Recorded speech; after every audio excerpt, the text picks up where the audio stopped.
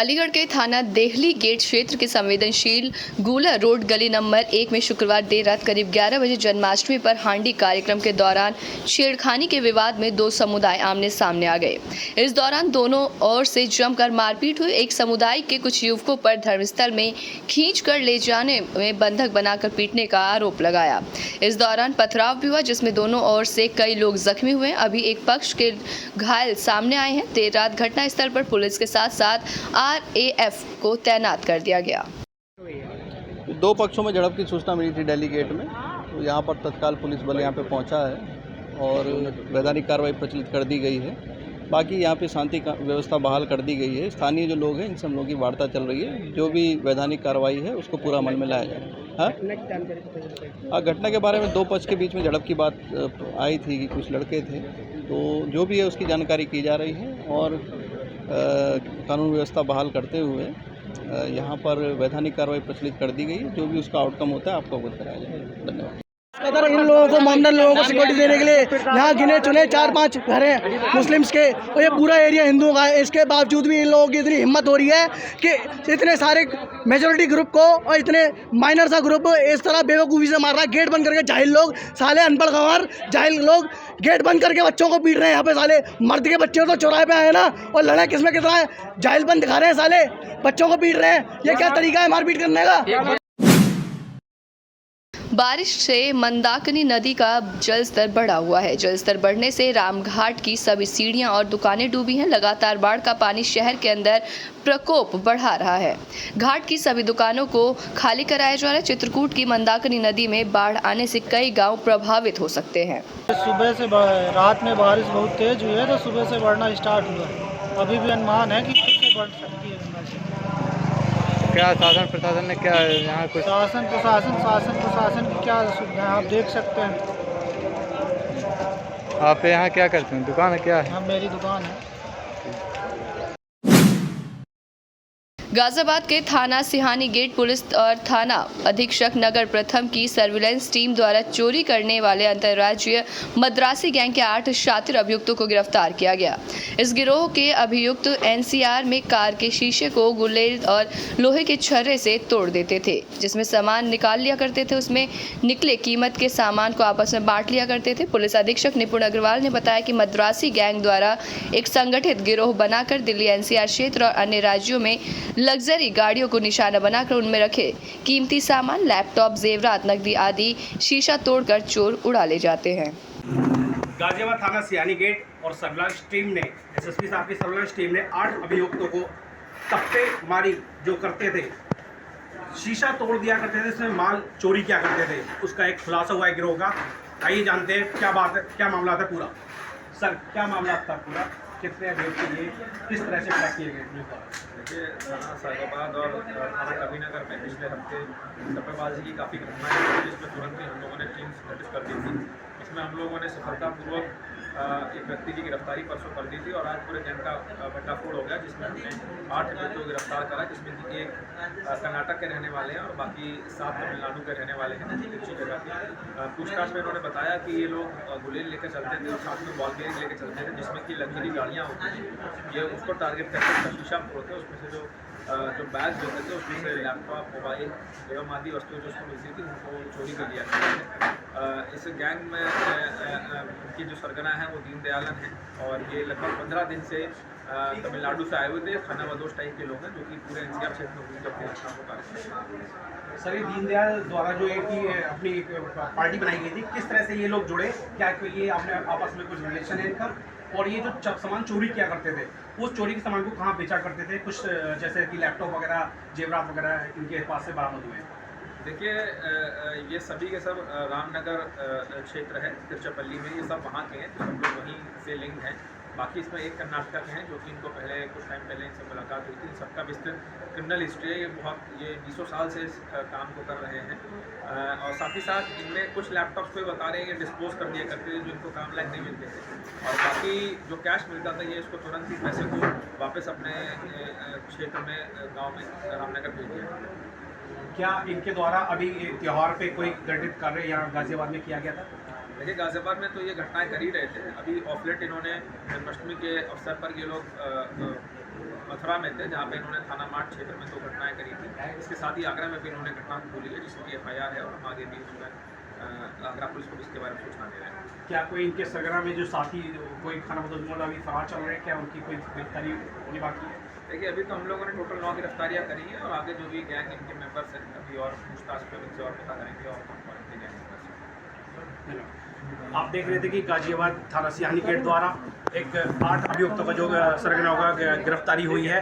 अभी पुलिस इस पर आगे भी जांच कर रही है कि अभी कुछ और भी लोग बाकी निकलना बाकी हो सकते हैं। देखते हैं। राजपट टीवी, इंद्रेश कुमार शर्मा, गाजियाबाद। सबसे पहले भारत। कानपुर बीजेपी की महिला नेत्री संग रंगरलियां मनाते पकड़ा गया बीजेपी नेता। बीजेपी नेता की पत्नी ने कार में रंगरलियां मनाते हुए उसे धर दबोचा। पत्नी ने बीजेपी नेता को चप्पलों से पीटा, जिसका वीडियो वायरल हुआ। पिटाई के बाद दोनों बीजेपी नेताओं के परिजन थाने पहुंचे। पति पत्नी और वो के बीच थाने में घंटों हाई वोल्टेज ड्रामा चला। वीडियो वायरल होने के बाद बीजेपी नेताओं की कारगुजारी सामने आई है। मामले के बाद जनता के बीच बीजेपी की फजीहत हो रही है। कानपुर बुंदेलखंड क्षेत्र के मंत्री मोहित सोनकर और महिला मोर्चा के उपाध्यक्ष बिंदु गोयल के बीच प्रेम प्रसंग था। थाना जुही क्षेत्र का पूरा मामला है। उपाध्यक्ष डॉक्टर इंद्रमणि त्रिपाठी के निर्देशानुसार अतिक्रमण के खिलाफ चलाए जा रहे अभियान के अंतर्गत बड़ी कार्रवाई की गई। LDA जोन 1 विभूति खंड में अर्जित भूमि से अवैध अतिक्रमण हटाने की कार्रवाई हुई। प्राधिकरण की अर्जित नियोजित भूमि विभूति खंड में 759 खसरा संख्या पर अवैध अतिक्रमण के खिलाफ बड़ी कार्रवाई। कोर्ट के आदेश के क्रम में LDA ने कार्रवाई की। लगभग 10 करोड़ की प्राधिकरण की संपत्ति को अवैध कब्जे से मुक्त कराया गया। मथुरा, वृंदावन, बरसाना, गोवर्धन सहित ब्रजभूमि के आदि प्रमुख स्थानों को उत्तर प्रदेश सरकार के द्वारा तीर्थ स्थल घोषित किया जा चुका है। यहाँ पर मांस बिक्री, देह व्यापार आदि अवैध तरीके से होने वाले अनैतिक कार्यों पर पूरी तरह रोक है, लेकिन इसके बावजूद भी यहाँ के कुछ ठेकेदारों के द्वारा गलत तरीके से कार्यों को कराया जा रहा है, जिससे पूरे ब्रजमंडल की छवि धूमिल हो रही है। भारत सहित विश्व में ब्रजमंडल का एक अलग ही धार्मिक महत्व है, लेकिन अब पूरी तरह से ब्रजमंडल की सूरत भी बदल चुकी है। मथुरा वृंदावन के बांके बिहारी मंदिर प्रांगण में शुक्रवार देर रात क्षमता से अधिक श्रद्धालु के एकत्र होने पर हादसे हुए, जिसमें जनहित पर मुख्यमंत्री योगी आदित्यनाथ ने गहरा दुख जताया।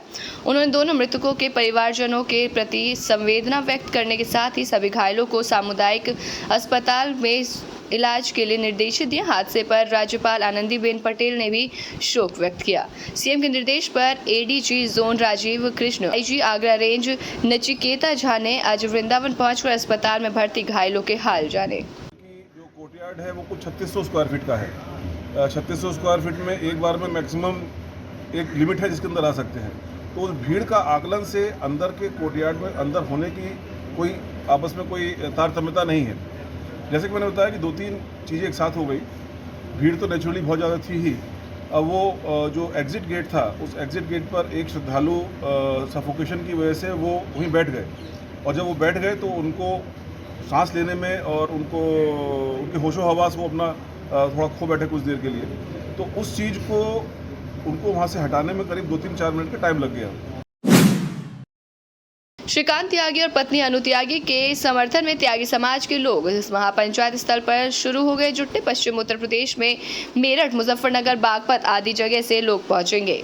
श्रीकांत त्यागी के समर्थन में रामलीला मैदान में महापंचायत हो रही, जिसमें लाखों की संख्या में लोगों की पहुंचने की आशंका थी। सुरक्षा में भारी पुलिस बल महापंचायत स्थल पर मौजूद है। अमरोहा के SP कार्यालय पर सुभाष हत्याकांड का खुलासा हुआ। हसनपुर पुलिस ने सुभाष की हत्या के आरोप में 2 सगे भाई और भतीजे सहित 4 आरोपियों को गिरफ्तार किया। बता दें कि अमरोहा जनपद के हसनपुर कोतवाली क्षेत्र के अंतर्गत आने वाले मोहल्ला मनापुर के रहने वाले सुभाष की जमीनी विवाद के चलते उसके भाई योगेश ने अपने बेटे और रिश्तेदार के साथ मिलकर बीती 16 अगस्त की झगड़ी अड्डे के पास हत्या कर दी थी। इस मामले में मृतक सुभाष के पुत्र आकाश की तहरीर पर मुकदमा दर्ज हुआ था। ये थाना हसनपुर अंतर्गत मनापुर मोहल्ले में दिनांक 16/8 को एक बाग में एक व्यक्ति की हत्या कर दी गई थी, जिसकी 18/8 को डेड बॉडी बरामद हुई। पुलिस द्वारा उसका पोस्टमार्टम करा गया तो उसमें स्ट्रंगुलेशन आया, गला दबा के हत्या करना पाया गया। उस मृतक के लड़के द्वारा इस संबंध में थाना स्थानीय पर 302 आईपीसी के अंतर्गत मुकदमा लिखाया गया। महिला को जानवर की तरह घसीटते हुए वीडियो सोशल मीडिया पर वायरल हो रहा है। महिला को जानवर की तरह पेड़ पर पकड़कर घसीट रहा एक व्यक्ति। महिला अपनी जान बचाने के लिए प्रयास कर रही है। महिला को घसीटने वाला व्यक्ति हैवानियत दिखा रहा है। महिला को घसीटने के कारण पति पत्नी का विवाद बताया जा रहा है। महिला का पैर पकड़कर जानवर की तरह घसीटने वाला व्यक्ति महिला का पति बताया गया। वायरल वीडियो कैराना क्षेत्र के गाँव पावटी कला का बताया जा रहा है। चमगादड़ चीन के वुहान से निकले कोरोना वायरस से भारत सहित पूरे विश्व के लोगों की जान को जोखिम में डालते हुए लाखों लोगों को मौत के घाट सुला दिया। कोरोना वायरस ने देश के विकास की कमर तोड़कर रखने के साथ साथ लोगों की रोजी रोटी को मिट्टी में मिलाकर उनके जीवन में अंधकार फैला दिया है। कोरोना महामारी से निपटने के लिए मोदी सरकार और उत्तर प्रदेश में योगी सरकार युद्ध स्तर पर वैक्सीनेशन अभियान चला रही है। कोरोना महामारी से लड़ने के लिए तीसरे दौर का बूस्टर डोज लगाने का अभियान भी बड़े स्तर पर चल रहा है।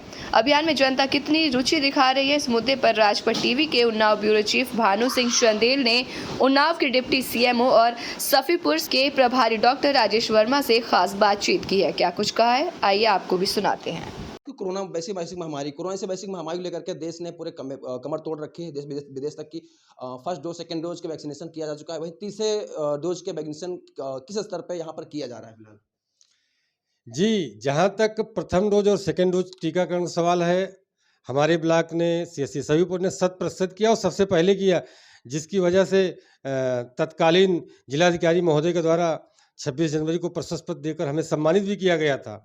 अब जब से प्रिकॉशन डोज, जिसे हम बूस्टर डोज भी कहते हैं या तीसरी डोज कहते हैं, राज्य सरकार के द्वारा 18+ के सभी पात्र लाभार्थियों के लिए निःशुल्क कर दी गई है और 77 दिनों के एक विशेष कार्यक्रम चलाया जा रहा है।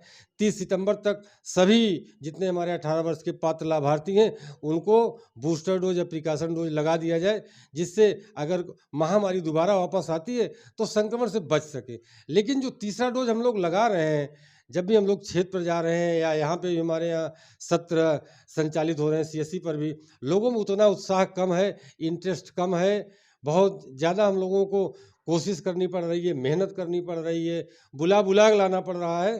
तो मेरी आपके इस सम्मानित राजपथ से के माध्यम से सबसे मैं यही अपील करना चाहता हूँ कि आप भी एक जन संदेश दें लोगों में अपने राजपथ के माध्यम से, कि सभी लोग अपना तीसरा डोज, जिसे हम प्रिकॉशन या बूस्टर डोज कहते हैं, निश्चित तौर पर लगवा लें, जहां उनके नज़दीक में कहीं पर सत्र लगा हो। जाती है। भानु सिंह चंदेल, राजपथ टीवी, उन्नाव।